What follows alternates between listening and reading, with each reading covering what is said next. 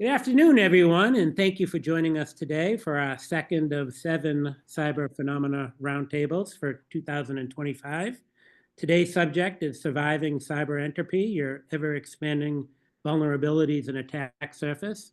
I'm Mike Sheehan, and I run this roundtable series with our facilitator, Scott Foote. I'd like to welcome our friends from ISC2 and ISACA.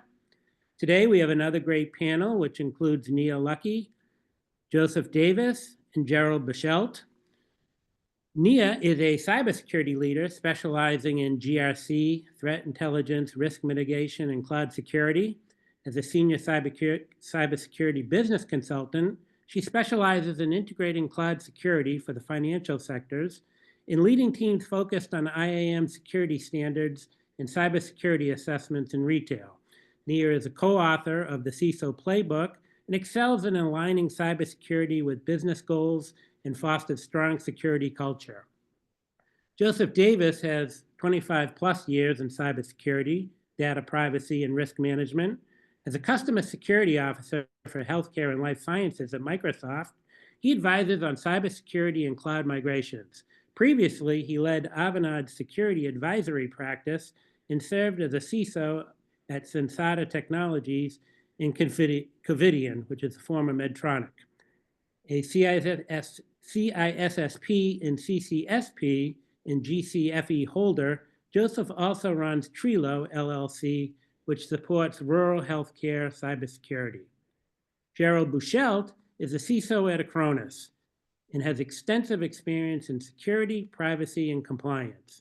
He previously built Sprinkler's security program for its $4 billion IPO and led security teams through LogMeIn's $5 billion merger.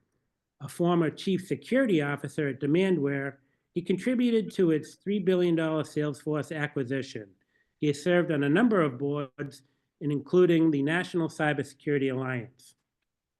Our facilitator, Scott Foote, is the CISO, DPO, CIRO, and CAIO for Phenomenati's clients, guiding security investments and risk strategies. With 35 plus years in cybersecurity and tech leadership, he has led teams from 10 to 1,000, specializing in system architecture and digital transformation. His leadership spans various roles, including product executive, startup founder, and board member.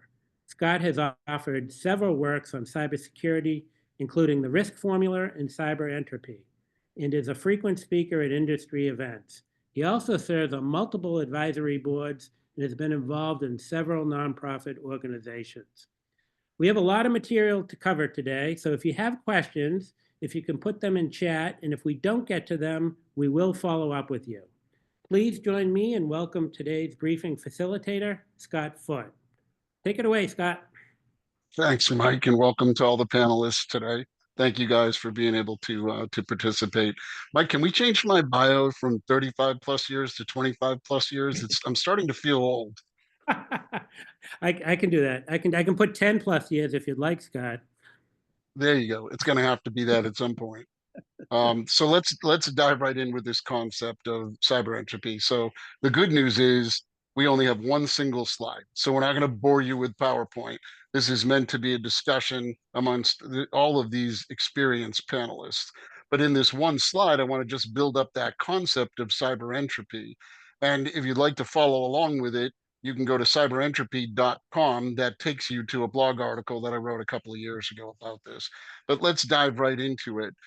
And this came about as I have spent time meeting with the executive teams, leadership teams that don't really understand what a CISO does. They look at the budget and they say, you're all cost. I say, no, we're actually here to help with trust as well. But they see it as all cost.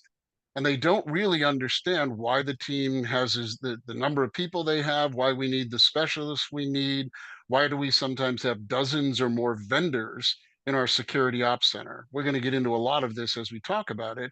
But my point has always been to them, to the executive leadership and often to boards, let me explain all of the things that the CISO has to wrestle with. From network entropy at the bottom, where networks are coming and going now. It used to be just static and flat. We'll reflect on the past in a minute, but networks are highly dynamic. They're very porous. We no longer have a perimeter that we used to have, even 10 or 15 years ago. Above that are devices. It isn't just the normal endpoints, it isn't servers. Things are virtualized, containerized, serverless environment. A lot of these assets don't even live in our own physical infrastructure, but we have to deal with them. And now we have IoT, or really OT period, being merged in with our IT backbone, that's the thing that I lose the most sleep over. The It's just pandemonium when it comes to figuring out what assets do we actually have under our responsibility. Software, as we all know, just generative AI showed up, what, 2.5 years ago, and now we have generative AI handling our most sensitive data assets. And it's difficult to even know who's using what with hundreds of third-party services available. The actual deployment of software could be running in the browser. I mean, I shut off administrative rights on endpoints in every environment I go to, and all they do is move to the browser and just add extensions, or they go use shadow IT, shadow software through some SaaS provider, and I'm not even made aware of it as the CISO. Further up is the vendors themselves. I have one environment that I advise on an ongoing basis. They have 8,000 third-party services in a business that only has 2,000 staff members. Those are unique third-party services. The information, we know that it gets everywhere. It just gets copied and replicated and it moves. Whether it's our information, it gets split, divided, combined, what is being used by whom, and now everything is being pushed into these large language models for training. But even beyond that is the access that's given to all that information and the access creep. We all know why the insurance companies interview us. They really interrogate us on access control.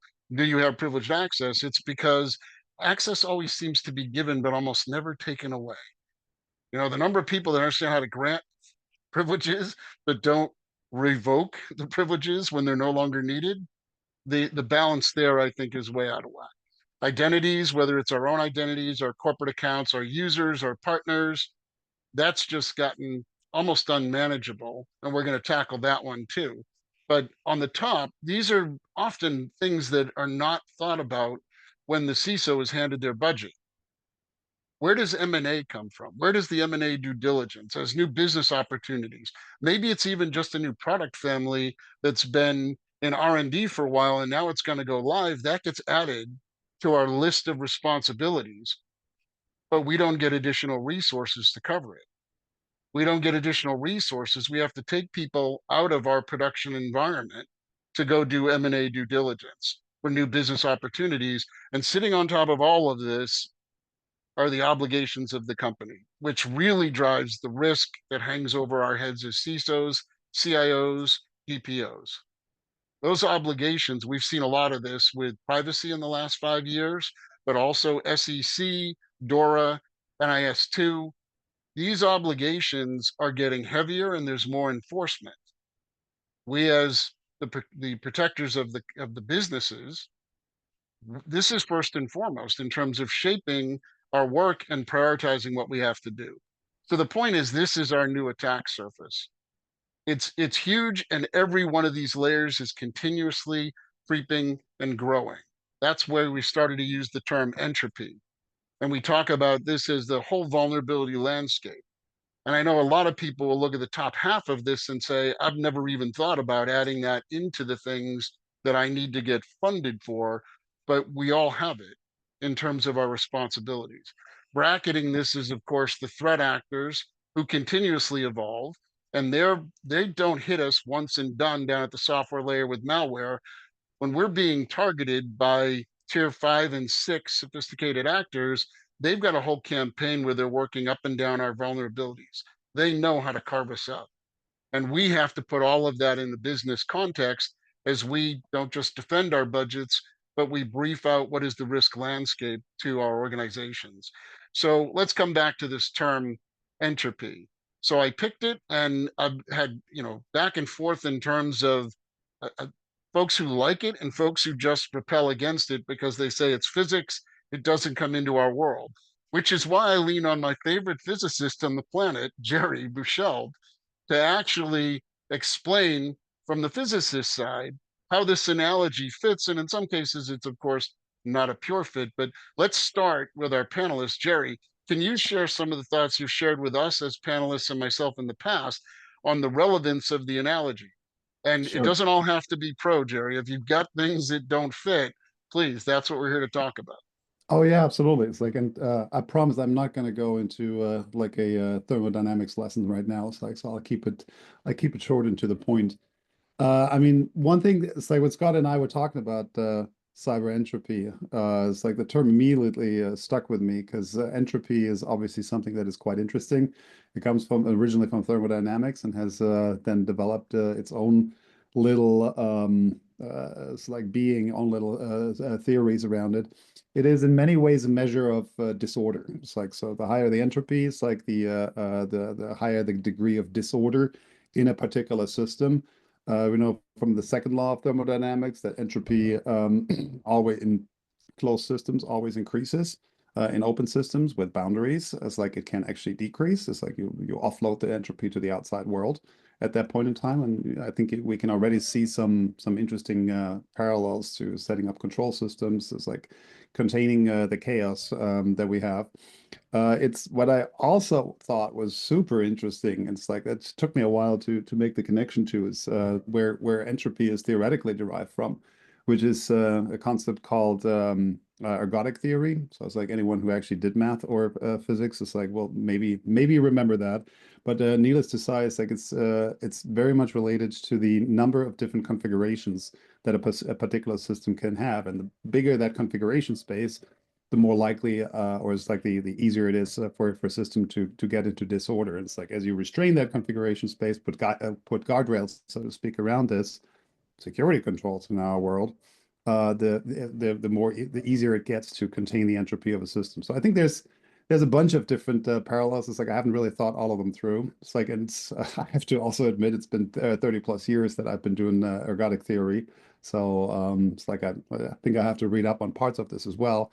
But I do believe strongly that it's like entropy as a measure of disorder, as a measure deriving from the complexity of the particular space that we're looking at, is a very, very good concept to understand why it is seemingly the case that our systems get more and more chaotic from year to year, and really do not show any kind of sign of abating. If you think about it, it's like a single file server with like a couple of clients under the desk is significantly less complex and has significantly less configuration parameters than say a client server setup or multi-tier architecture in a data center. And that is a lot less complex than a large microservices architecture that relies on multiple third parties in order to provide services. So the complexity grows as the number of elements in that system with different configuration grows. And it's like that's where I think there's a lot of good similarities that can be learned here. Especially it's like if you look at how to reduce entropy in open systems, you really put guardrails around this, right? It's like, so if you compress a gas, you lower the entropy, you put tighter controls around this, and then you're able to get rid of that. And I think this is the same thing we can do here as well. Back to you, Scott. Thanks, Jerry. I appreciate the support. But it's probably worth calling out if it's not obvious that one of the reasons for even having this as a concept was to get in the heads of our business partners, whether it's our C-suite, our board, our external partners, even our auditors, was to explain things that we have to deal with every day, but not to minimize it using terms like data sprawl. Data sprawl I've heard most of my life. And I've always felt like that minimizes the problem. Yes, files just wander because people copy them and send them and whatever, but it minimizes the problem. The problem lives up and down the stack of what we're looking at here. So I've tried over the last 5, 6, 7 years to move away in my communication with business partners. I've tried to move away from that term sprawl to give them something that they can latch onto, like to brand a term that explains to them it isn't just about the tech people. This is about all aspects of the business, and we need support from the business. We can't ever stop the entropy but we really do need to bring some governance to it. Now, Nia, just as we were getting on, you were talking about a session. I won't go into, the session unless you want to cover it, but you were talking about how to take complex ideas like this and make them abstract, yet get them to the point where your audience is going to internalize it. So thoughts on that from just the cyber entropy point of view. And then Joe, I'm going to call on you, so I'm going to put you on the spot here in a minute, but just a heads up. Nia, So your thoughts on this? no, I love, and yes, I can see how the word entropy could be that polarizing conversation, but it gets people talking about it. I love it because it sticks, but also its reach, right? When we're trying to quantify risk or we're trying to have conversations about governing risk, right? What we're really talking about is the uncontrollable. It is the blind spots. It is the sprawl, but in one cohesive almost conversation. So how do you break that out? And what I love about your approach with the cyber entropy model, which is kind of like what you have on the screen here, is it breaks it all the way down from the top to the bottom, down to the network layer, very OSI, if you will. But it accounts for things like vendor entropy, right? Are you assessing your vendors on a quarterly basis? Or your CISO obligations that are different than the CTO's obligations, right? What are those from a governance perspective? What about run the business, right? What are those aspects? And so it's really all encompassing. And so instead of saying risk, because that's adverse and that's a triggering word, it'll get people more defensive. Where somebody like myself, if I hear entropy, I want to hear more, because now you're talking about something that I think business organizations have struggled to define and measure for decades. That's so important because it's all about getting and holding their attention. Absolutely. Instead of them dismissing it, saying that's just a technology problem, it's just data, where it shouldn't be, to really hit them over the head with it. And it's also one that we cannot simply slap another technical control on.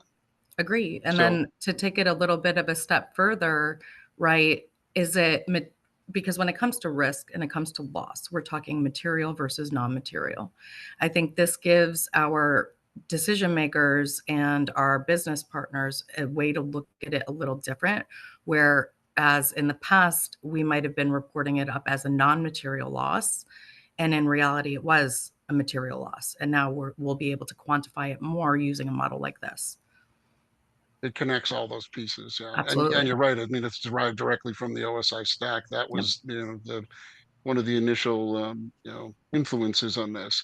But another thing that comes up all the time, people talk about entropy, and they people who aren't read into it at the physics level don't understand that the vector of entropy is the vector of time. They see things very often in the present. Joe, your background has some outstanding stuff from the 80s. So what I want to ask you to do, and I'm sorry I'm putting you on the spot, I didn't prep you for this at all, but take us back to the Big Bang. Let's just play it back. We don't have to go to the 70s. I won't embarrass you, but take us back to when computing was, for the most part, on a single server. When everything was happening on a server that may or may not have even been networked if you ignore Right. war dialing. Take us back to that time, because I take people back to there and then I roll them forward, which is what I'm going to ask everybody to comment on in a minute, but to show how things have evolved to the point where we truly have recognizable entropy in all of our computing infrastructures. Oh, So I absolutely. get Yeah, and I think it's a great analogy to really kind of the remedy to this entropy. But the entropy was contained, right? You have, I'm thinking of my time, working at St. Barnabas Medical Center and down in New Jersey as a clinician and looking at a green screen, right? And that system that contained all that EPHI, it was all self-contained, right? It's very little attack surface. I mean, the attack surface is really for insiders. So if you had a malicious insider that wanted to grab a patient record and take it away, print it out on green bar and take it away, that's what they would have to go through. And of course, all that was audited. So the complexity wasn't there at the time. I think as things obviously became interconnected, that's when the trouble started. And I'm not saying interconnectivity is a bad thing. Actually, that's what drove me into this field in the first place is just interconnectivity. But I think one of the solutions for entropy is, if you're going to use another scientific related term, is homeostasis, right? And we talk about systems being complex and talking to each other versus what we had in the 80s, which was, basically a single point of truth in one silo, another single point of truth in another silo. Now all of these things are interconnected. I think the only way to approach this problem is to make sure that our defensive and responsive and remediation systems are also interconnected, so that they can see across the attack chain. They can see exactly what's happening from an endpoint point of view, from an identity point of view, from a software vulnerability or an application vulnerability point of view, and so on and so forth. And that's really the only way to attack it. And I've noticed in working with well over 300 customers, I've noticed that, we all kind of hold on to the concepts that we had 10 to 20 to 30 years ago, and like, okay, I'm gonna create a point solution here to protect the attack surface, and I'm going to create another point solution over here to protect the attack surface. But none of these solutions really talk to each other. It's all siloed information. And I think it's incredibly important, in order to reduce entropy, to have systems that can talk to each other to maintain homeostasis. And if you don't understand the concept of homeostasis, it's basically your organs in your brain, they're all in concert, they're all talking to each other. And to do things like maintain temperature, maintain glucose within your body, or maintain insulin levels within your body. And I can cite, a dozen other examples of what homeostasis maintains. But what we're really looking at here is these interconnected attack surface reduction technologies and these awareness technologies that can, at some point in the future, even, use agentic AI to really identify that something is going on in your environment, and that environment can contain basically the last tier of what Gerald was talking about, basically those interconnected microservices. And then to really bring down the entropy of those systems by detecting and responding to those specific attacks. And I just want to bring in one more concept before I get off my soapbox here, is that I think at the end of the day, what we're trying to do collectively, and please disagree with me on this, but ultimately we're trying to protect data. And I just think of identity and devices and networks and misconfigured and unpatched applications and operating systems as entry points to gain access to data. Because ultimately, I see the threat actor either encrypting the data and ransoming it, or exfiltrating the data to monetize it, whether it be EPHI or trade secret or whatever. So ultimately, the goal, I feel, needs to be, I need to protect the data. How do I do it? And what are the avenues to get at the data? That's the goal.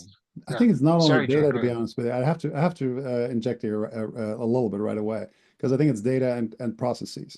It's both. It's like sometimes processes, obviously processes consume data or work with data, but at the same time, it's like it is the target can also be the process of affecting something or preventing to affect something, et cetera, et cetera. And those are very relevant as well. And it's like I'm getting sometimes mildly it's like not enraged, that's too much. But it's like getting a little bit antsy. It's like when people say, "Oh, we just got to protect the data." It's like, yeah, we got to protect the data. Totally agree with that. It's like it's pretty important. But it's like I think we also need to protect, for example, let's pick medical. It's like the proper working of medical machinery. It's like which are affecting a process on the human user or on the patient. So it goes beyond data, and that's sometimes, unfortunately, in the age of formerly big data, and now then machine learning, and now AI, which is, well, it's like there's a lot of similarities there. Let's be honest.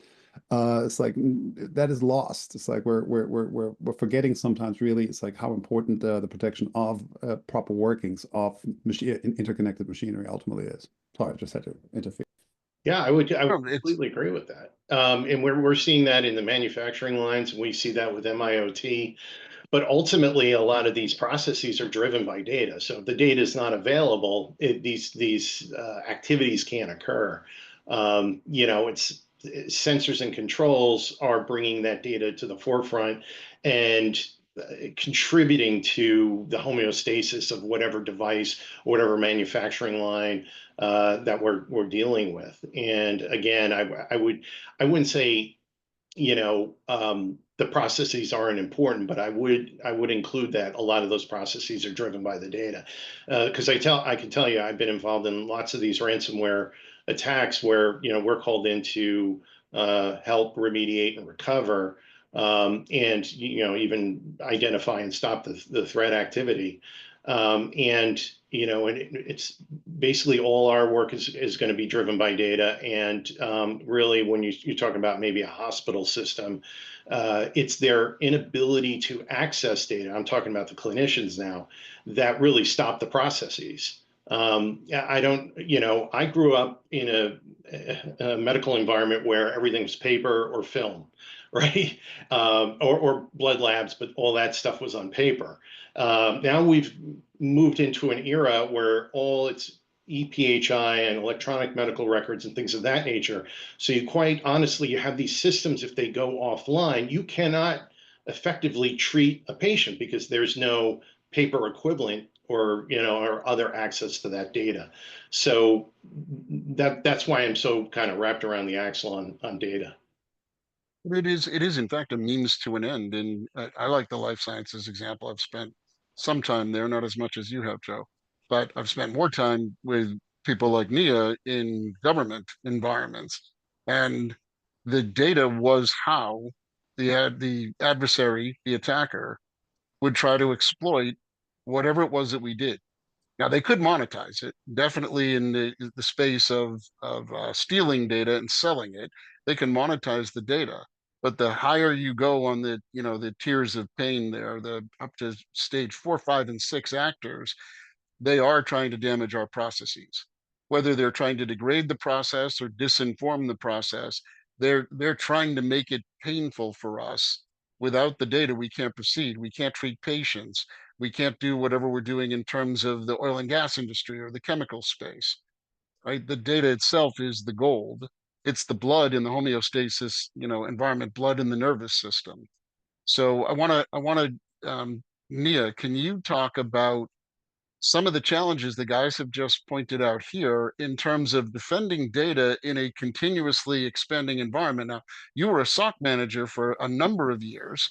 We don't have to say where unless you want to, but that environment was maybe more constrained than a commercial environment because there are a lot more rules in that space, yet still, every week, our world changed. New systems came online, new dependencies came online.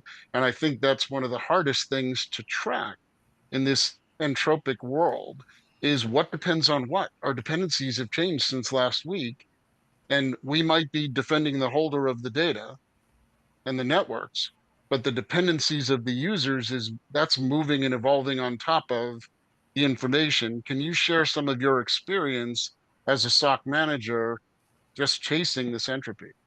No, absolutely. And it's a great point because I do agree, obviously. It's about the data, right? But where is the data and how do we protect that data is what the conversation really evolves into when you're taking a security capability and you're scaling it into a security operations center that monitors, right, a federally protected system while also providing voice over IP services in the cloud to the government agencies that need to have conversations about what they're seeing right within the product. So a lot of vectors that adversaries want to leverage TTPs to get at. And you're right on it, Scott, is to take the capability down, right? They could infiltrate, they could, sell, monetize the data, absolutely. But at the end of the day, it really came down to two things. It came down to discipline, right? So the discipline of our practitioners and our managers to understand the levels of complexities that we were dealing with. And having the ability to reach concurrence on the security safeguards that we needed in place to protect what was being hosted and what was being talked about. Which again, two separate systems, but integrated and monitored in one operations center. So very exciting, but also very challenging, because the way we define our processes and our policies, right, are far more stringent than I would even dare to say that I've seen in private sector to date. And we also leveraged really good just knowledge source that was out in market at the time. So we took the controls from NIST, we took FedRAMP, we layered in MITRE ATT&CK, but not just the standard heat map. We actually went and we were targeting the security posture of an industrial control system, because we wanted it to function like a SCIF. And there's not a lot of people outside of where we've been, Scott, that understand what that is. But typically it's an environment, no windows, one entryway in, one entryway out, and you're talking classified to top secret information gets processed within those spaces. And it took a lot to get management to agree with that strategy, but the strategy would have been nothing without the discipline, without the understanding of not just the controls that were in play, but the TTPs that adversaries were using to exploit those controls, to exploit those safeguards. And it was quite the transformation and quite the journey. I will definitely say that. And to the earlier point of, the struggle of understanding where your data is and where your blind spots are, right? We had to account for that as well. We had Linux-based systems, we had open source systems, right? But then we had to bring them up to an agreed to security standard to protect against.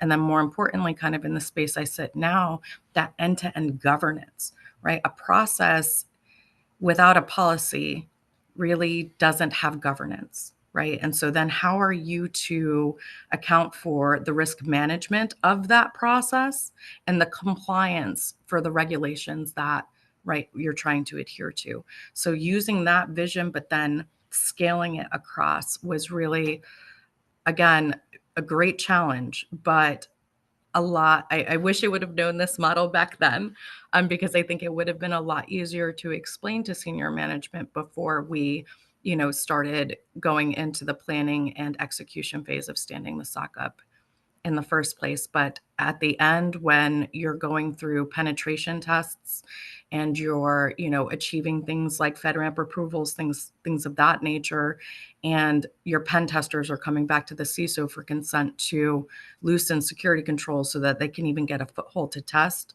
tells us that we built it right, right? Because you have to understand what you are protecting, right? If it's protecting intelligence services that are cloud hosted along with voice over IP services, you want to protect that just as much as you do financial data, health data, right? Any type of PII, but definitely maturity level 3 or higher on that.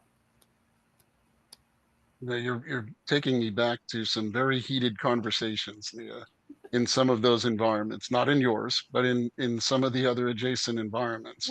And I have to share one 30-second story where I was the guy in the black suit in the room with no name, right? Nobody knew what 3-letter or 2-letter, whatever I was related to. But a 3-star was going off on the fact that the metrics his organization were tracking had just gone negative again. They had spent the entire month burning things down and things were getting better, right? Vulnerabilities were going away. And damn it, these numbers have just blown up. What's going on? He was just shouting and, ripping into people. And of course, nobody challenges authority there unless you're some nameless civilian in a black suit. And finally, the SES says, okay, Foot, you're up. And I said, sir, the reason why those numbers, vulnerabilities, the reason why they've just gone to hell in a handbasket is because day before yesterday was Patch Tuesday. And he just stared at me like, I said, these vulnerabilities, we discover them all the time. The vendors report them all the time. There's a seasonality. This is expected, sir. This is an expected kind of a heartbeat in our environment. And that wasn't why I was there. I was there to say, those numbers don't matter anywhere near as much as what's at risk. Can we map the dependencies? And this entropy of all these dependencies, and again, that was a deterministic environment, Nia, that we had, but what are the things that are dependent upon the most highly severe or critical vulnerabilities? Let's prioritize. We have limited resources. So we need to focus on the dependencies up and down this stack to truly be able to draw a line through it and say, so we've got a device all the way down here at my layer 2, or a network component down here at my layer 1. Let's draw the line up through the stack to say, do we have obligations? Do we have regulatory, legal obligations, ethical, contractual obligations? Let's come down into the process level that Jerry was talking about and say, what can we not do? Maybe we can do it, but we can't do it reliably. Is the business okay operating that way for 36 hours? But the emphasis there was on dependencies. Now, Joe, I want to come back to this. I really like the homeostasis example, because one of the things I was asked to do in that world was to create situational awareness. And when I would show up, these were, think global SOC. It wasn't just local. I spent a lot of time with global entities, even NATO. I spent 3 years advising NATO on this. And they would all expect me to show up and say, well, here's a dashboard of blinky lights that tell you all the vulnerabilities and the number of Windows 11 machines you have, or the number of IoT devices with this Unix derivative on it. And I would show up instead with a picture that looked like this and say, we need to understand your dependencies. Because if I can't connect all these dots, I don't have any idea what any of this means. I can't tell the difference between a match and a bonfire. So, Joe, how have you, especially in the medical environment, where things it's not quite as deterministic as they were in government, but it's probably pretty close? How have you wrestled with those challenges with your clients over the years in just enumerating the dependencies? And of course, we know that no sooner do you document them than they evolve. How have you been able to deal with those challenges? Right. It's ongoing discovery of everything in the digital ecosystem for these customers, and assimilating all that information into, let's say, a single point of truth, and then applying threat intelligence on top of that. So you've got this integration of data such that you can make informed decisions, and you get that situational awareness. Right. And as we evolve with both generative and agentic AI, we're going to leverage those capabilities as well. So it's not just the human reasoning over all of this. In the background, you have machine learning that's correlating alerts to incidents, and in the foreground, you've got your helper generative AI component to say, okay, this looks like it's a problem. This device, this identity, this data is not where it should be. But I think underlying all of that, you have to have a clear picture and of everything that's going on in your ecosystem. And the only way to really do that is have sensors out across your ecosystem that are pulling back signal into one centralized place where that signal can be reasoned over as data.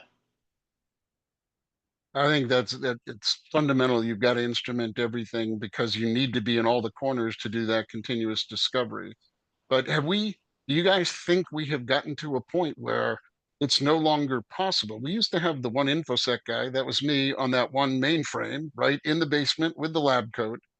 Are we now at a point, looking from the Big Bang forward to today? Are we at a point where it's no longer possible for not just a single human, but even a small SOC, a security ops center, to just do this based upon human intensity?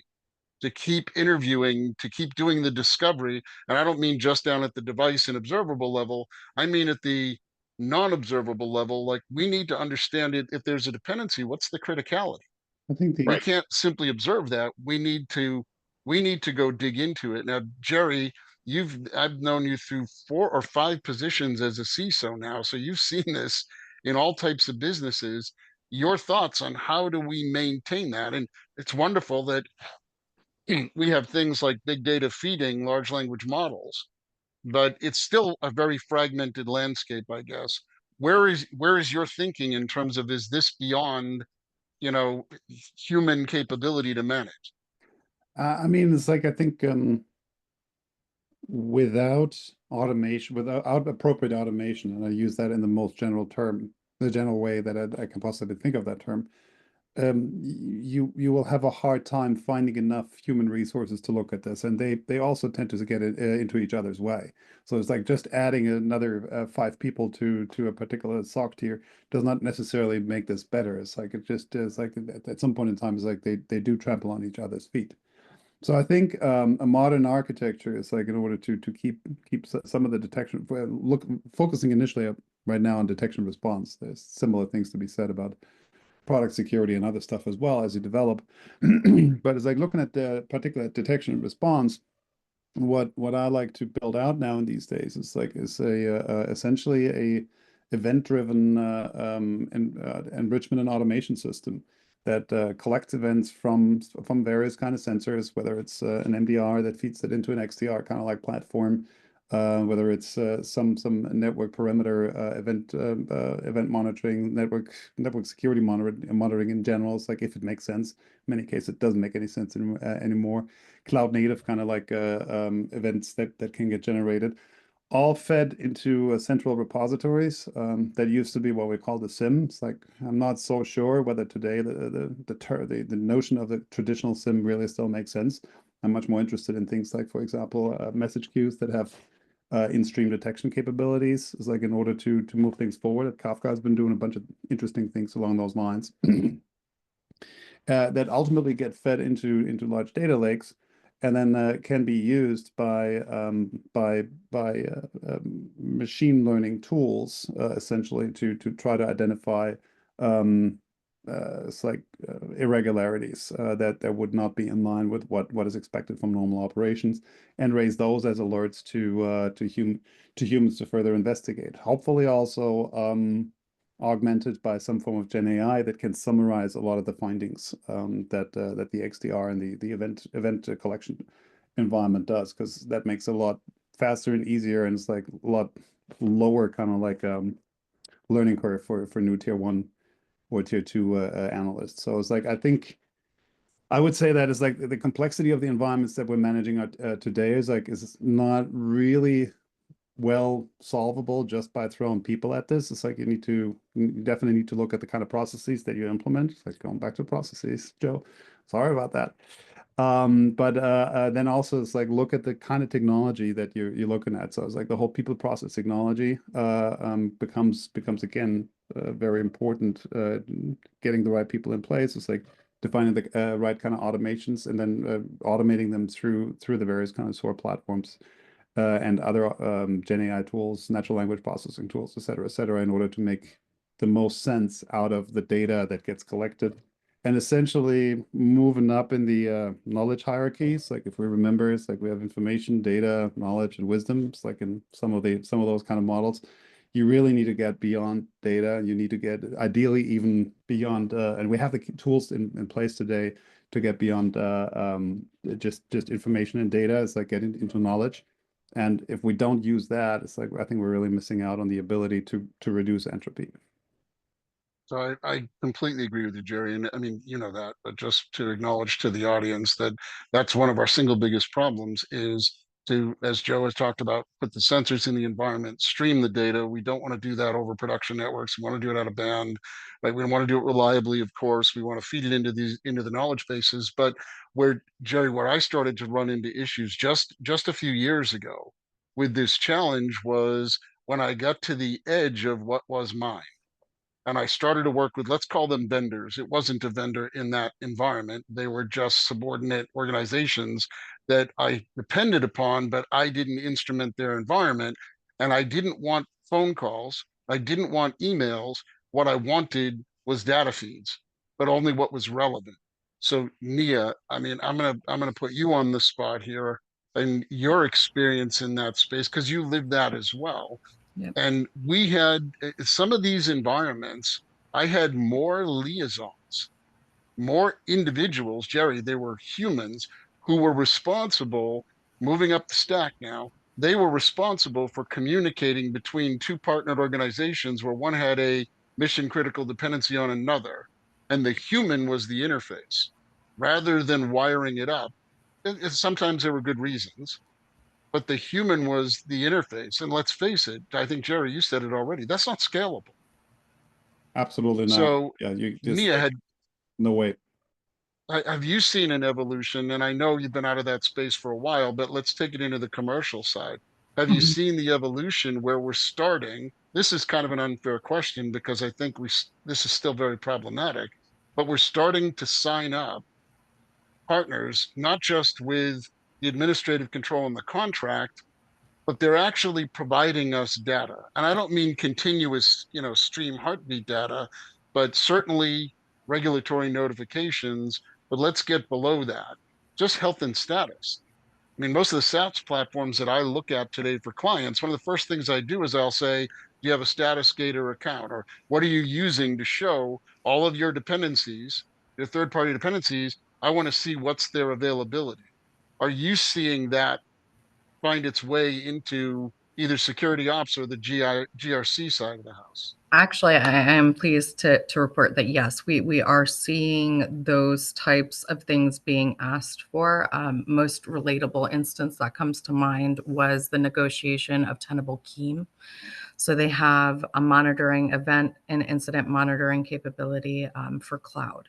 And we wanted to leverage that capability to enhance our visibility of identity and access management related areas of performance and compliance versus non-compliance, but be able to map that against our regulations, right? The biggest issue and hurdle I think to overcome, because to your point, back in my days with in the public sector and with the Department of with the DIA and Homeland Security, is that it was one contract. We would get the tool, we put the tool in. If we needed training, we brought somebody in, but then we self maintain the system, right? We weren't really externally reliant on them for anything. We didn't need them to do any of the tuning, but now that's not necessarily the case. So we're seeing a shift in the contracting language. We're seeing a shift in what takes it to get a yes from legal to bring on a new tool. Because yes, visibility is great, but to the earlier point of the conversation, complexity is entropy. It adds to entropy at the end of the day.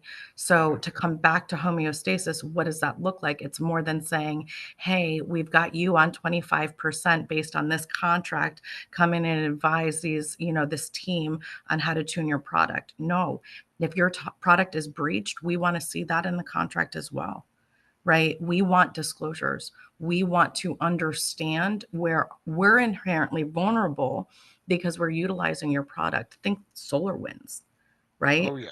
Think CrowdStrike, Microsoft, right?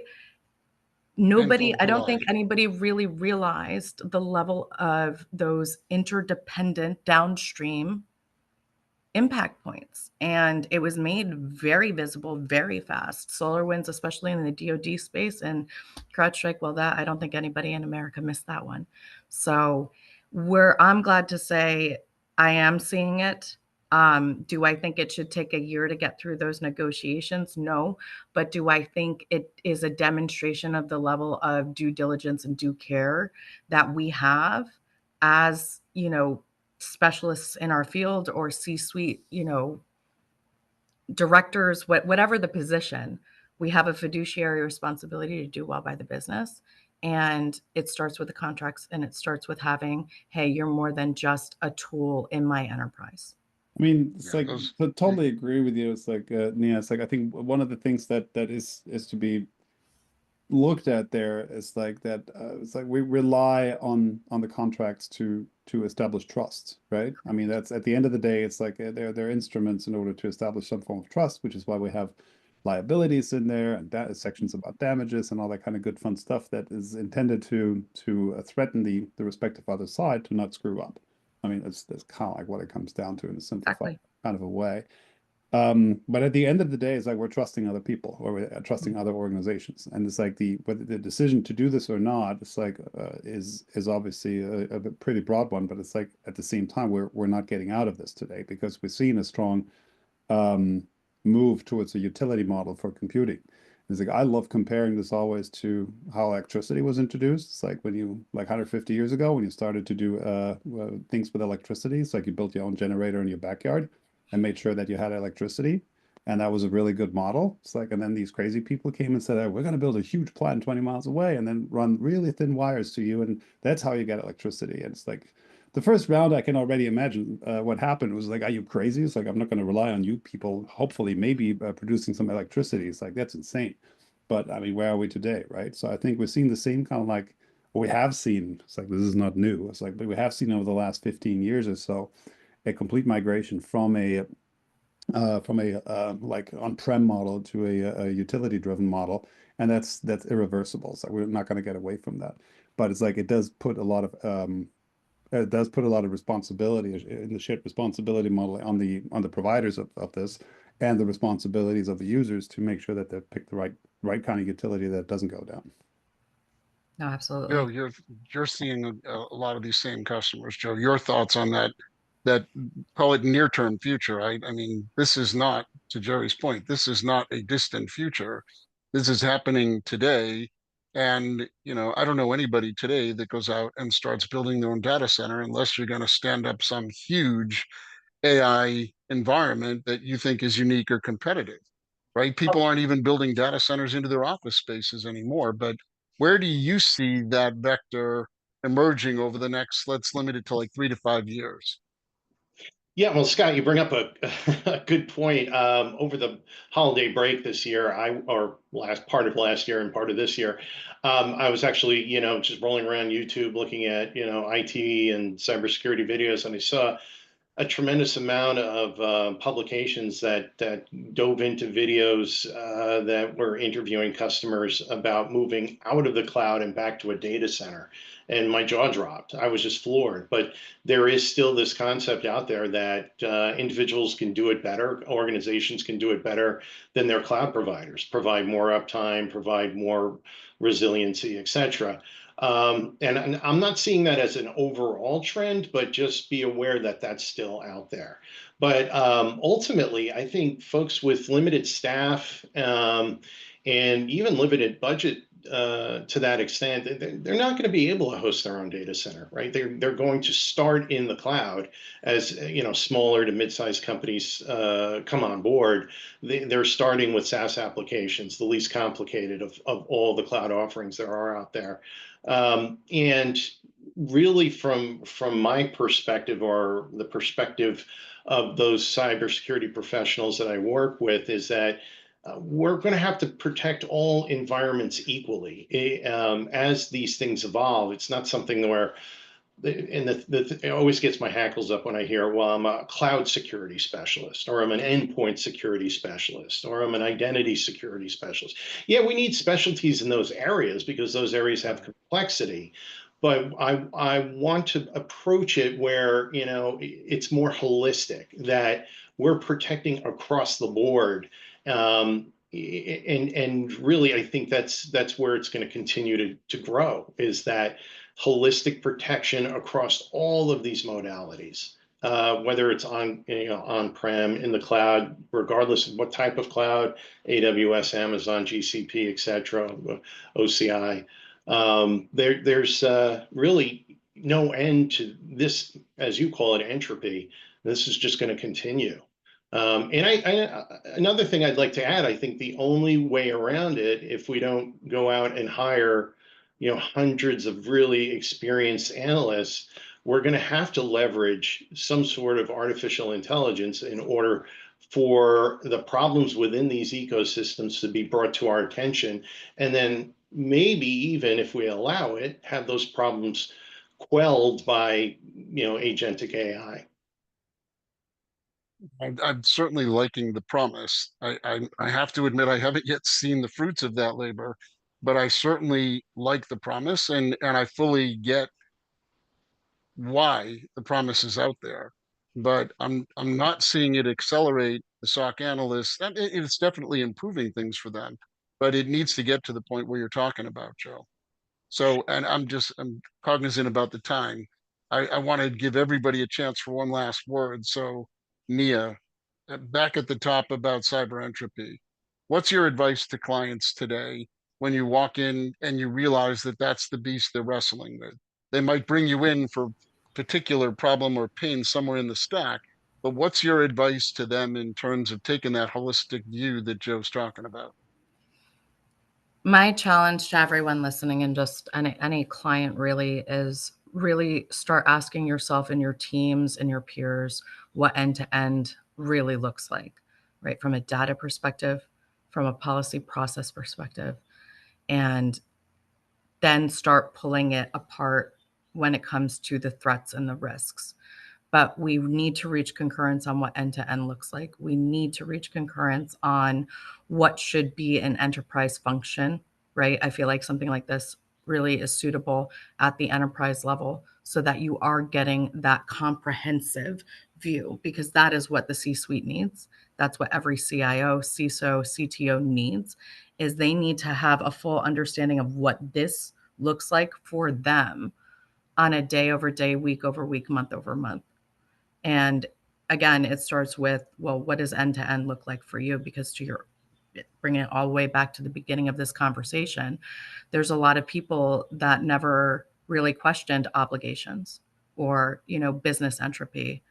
We understand identity, we understand device network. That's a little bit more on the nose if we've been in practice for a while, right? But when it comes to the actual governance of that risk, right? What conversations do we need to be having and how do we need to think about it? And I would agree with that context of the business, the obligations, Mm-hmm. and where are we in terms of priorities. I think it's fundamental to establishing that broad situational awareness. But Jerry, same question to you. Thoughts on what you recommend? And I know you advise other businesses, but even with your own team, how are you dealing with tackling this entropy? I mean, and again, it's like going back to what I was saying in the beginning. It's like entropy is a measure of disorder. It's like coming and it's like the disorder, the ability to create more disorder comes from increasing complexity. So it's like, to me, complexity reduction is the absolute, is the wonder weapon, if you want. It's like that can actually help tame some things. It's like it really doesn't help in my mind to get like 25 different additional tools deployed into the SOC or into the CI/CD pipeline, just because they're the latest and greatest things. When at the same time you do not necessarily have enough people to fully take advantage of the tools that you already have in place. So it's like, and I see that as a common fallacy. It's like, it doesn't matter whether those are it's like commercial tools or open source tools or whatever. It's like, I think it's like really focusing on some of the basics, making sure that those are properly in place. It's like, and this goes literally back to simple stuff such as patching. It's like that needs to be done consistently. Those kind of things, getting those kind of basics, getting the least complex things right, reduces a lot of potential. It puts a box around entropy in pretty significant kind of ways, and I think that's usually a good first step.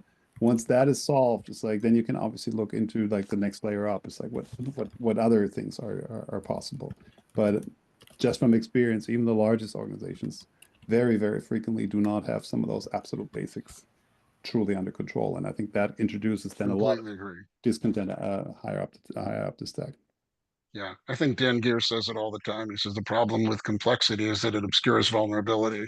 Mm-hmm. And if we can't somehow organize and bring order to the complexity, we'll never understand the vulnerabilities. And at that point, we're Swiss cheese. But Joe, let me give you just one more minute for closing thoughts from you. And then I have just a couple of comments I want to make, and then we're a wrap.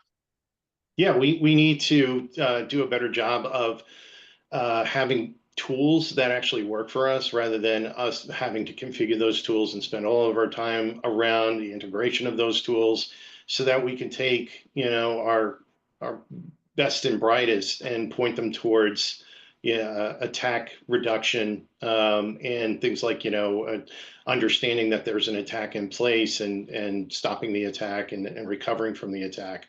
Because I've seen time and time again, even in my own team, we're getting wrapped around the axle with these tools and to integrate these tools, and it's taking up a lot of valuable time. Thanks for pointing that out, Joe, because sometimes if you're spending all your time instrumenting but not operating, you're missing the point. And I've seen a lot of op centers that were like that. There's one comment that I'll make about this. which is less about bringing order to the chaos, and it's more about defending the budgets. And I have often put this graphic in front of senior leaders to defend. When they say, okay, I need you to cut 10% out of your budget, I just lay this out in front of them and I say, okay, let's work together. What can I no longer do? Can I ignore the device entropy? No, we can't have that. I mean, the devices are coming and going all the time. And but okay, can I? How about vendor entropy? Can I fire some vendors? Can I offboard vendors? The point is, I use it for that horse trading in the budget discussion because now I've brought them. I think Nia, you were the one who said it very eloquently. They're non-technical people. They understand the business problem of my part of the company, and they recognize the fact that I can't simply take budget away, people or tech.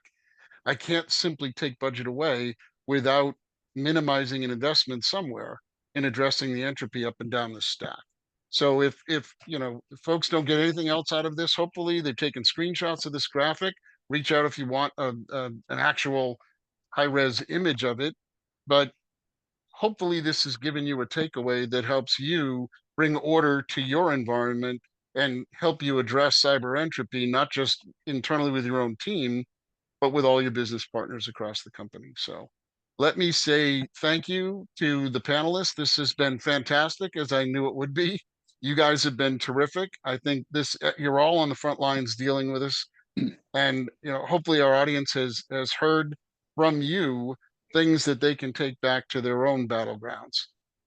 Mike, let me hand it back to you. I know we're over by 2 minutes. All right, well, thank you, Scott, and thank you, Nia, Joseph, and Gerald. This was a great session. We did record the session for those of you who might want to look at it again or share it with your teammates, so we'll get the recording out to you. Our next briefing is Wednesday, April 23rd, AI Risk and AI Governance, the CAIO Manifesto, at the same 12 o'clock time. And this concludes our briefing. Thank you, everyone, and enjoy the remainder of the day. Take care. Thank you again, panelists. Very, very much appreciated. For having Great me. insights, and appreciate all your valuable time. Thanks for having me. Appreciate it. Bye, everyone. Bye.